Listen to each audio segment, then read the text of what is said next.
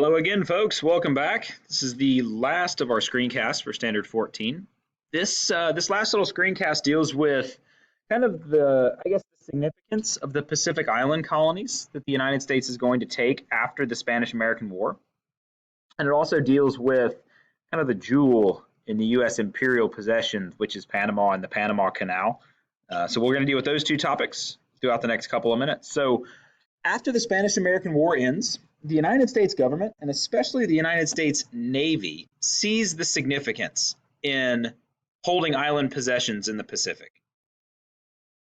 So if you look at the map that I've got for you here, what you really see is that the United States is going to start to take a lot of these Pacific islands. Now, some of them, like these different atolls, Midway Island, those islands are essentially either uninhabited or very sparsely inhabited. Hawaii is kind of the exception here. So Hawaii, when you see this island chain, it is populated. It has a monarch, and it's not like just occupying a rock in the middle of the Pacific. Now, the United States already has a significant business investment on the Hawaiian Islands. The Dole Fruit Company, DOLE. Now, some of you guys have seen the sticker Dole on, pineapples and things like that. That's the same company. The Dole Fruit Company is actually going to sponsor a rebellion to overthrow the Hawaiian monarch because they want to become part of the United States. Obviously, the Hawaiian monarch, who's a queen at the time, she does not want to become a state in the United States. She wants to maintain their independence. So in order to become part of the United States, they have to get rid of the monarch.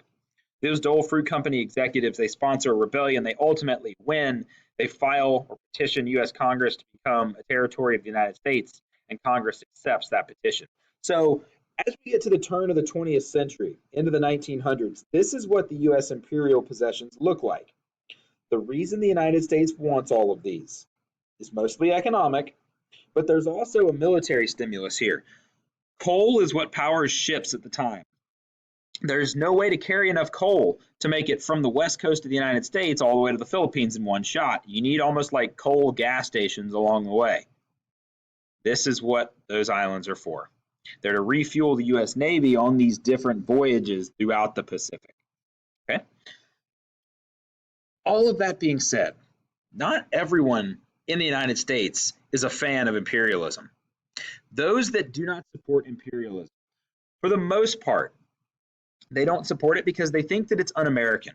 They view it as being kind of against everything the United States stands for. This concept of equality for all men, the concept of kind of allowing the freedom of choice for how you're going to govern yourselves, the kind of the tenets that America was founded on.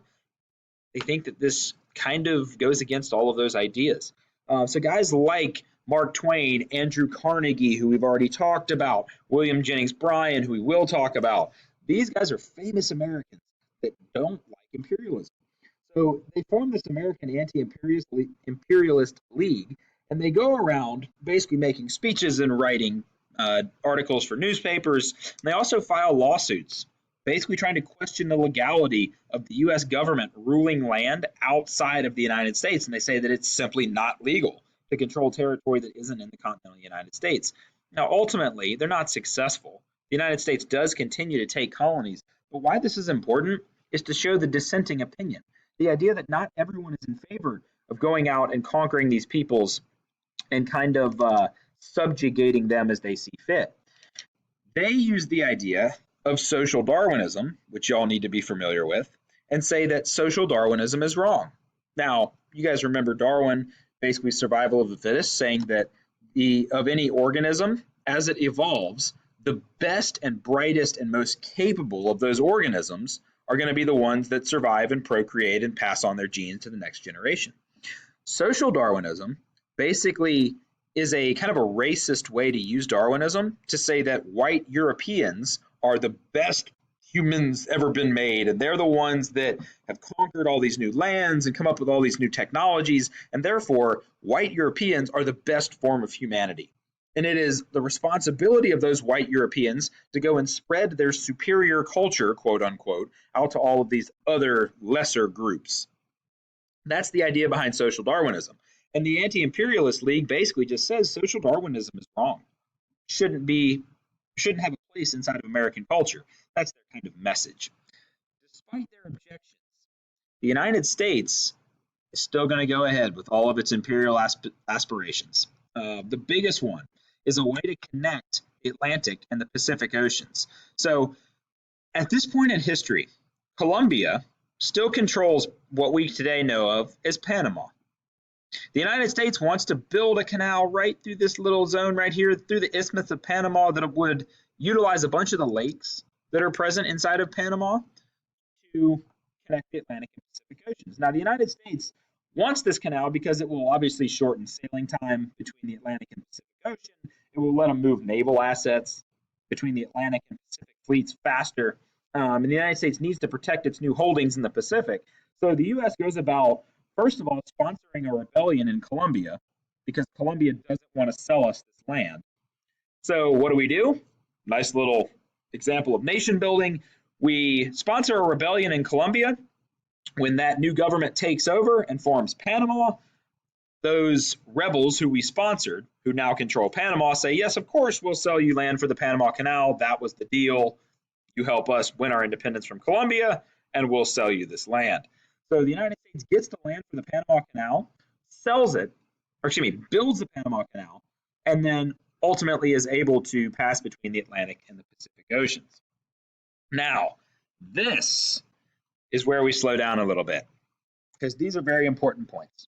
So now that the United States has all of these territorial possessions, we've got all of this territory in this area. We also have colonies and kind of a protectorate with Cuba. We also have these colonies in the Caribbean. The United States becomes concerned that Europe will begin to assert more influence in South America and Latin America. So in order to try to prevent this, Teddy Roosevelt issues the Roosevelt Corollary, which is kind of an addition to the Monroe Doctrine.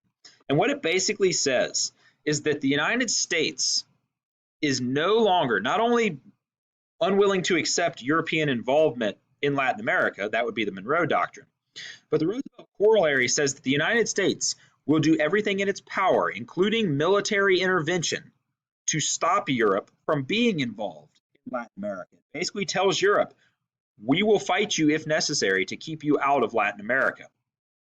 The first test of this policy is in Venezuela.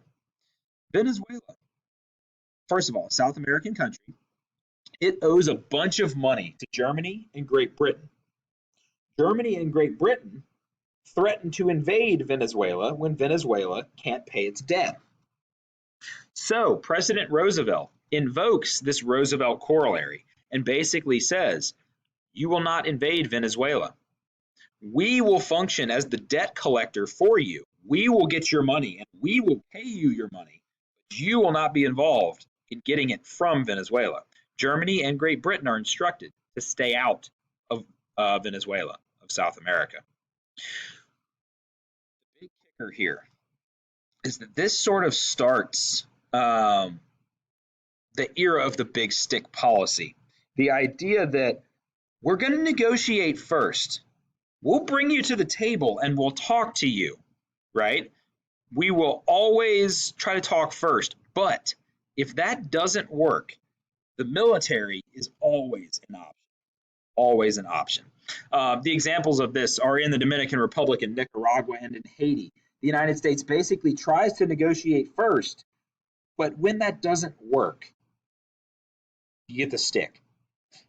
Teddy Roosevelt's quote here, walk softly and carry a big stick, and you will go far. The idea being, we'll tiptoe around first and we'll try the negotiation angle, but if that doesn't work, you're going to get the stick.